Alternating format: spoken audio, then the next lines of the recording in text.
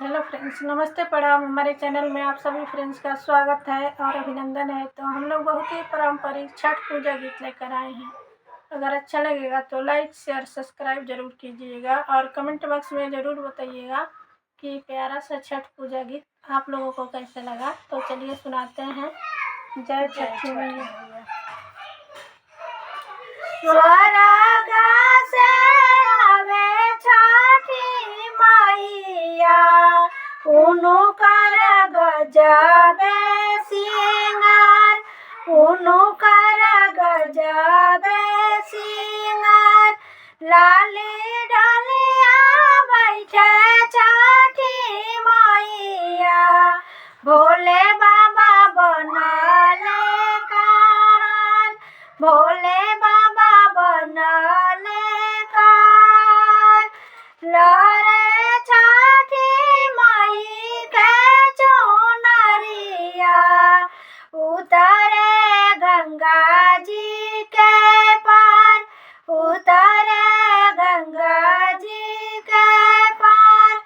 पहिरी ना बालमा जी पियरिया, चली गंगा जी के पार, चली गंगा जी के पार। पहिरी ना बालमा जी पियरिया, चली गंगा जी के पार, चली गंगा जी के पार। हम पहिरी दगा दगा पियरिया, कई के सोलह सिंगार, कई के सोलह सिंगार।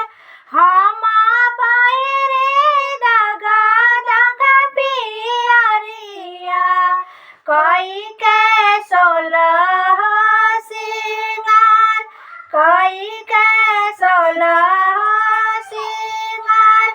छठी माई के करब बिनतिया, दी है अमर सोहाग, दी है अमर सोहाग।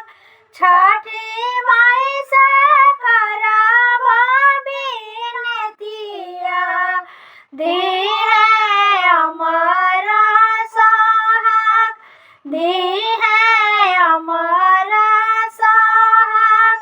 अमर होके माथा के सिंदूरवा, चूड़िया खना के हमार, चूड़िया खना के हमार। अमर होके गोदी के बालकवा, पूजल मनसा हमर, पूजल मनसा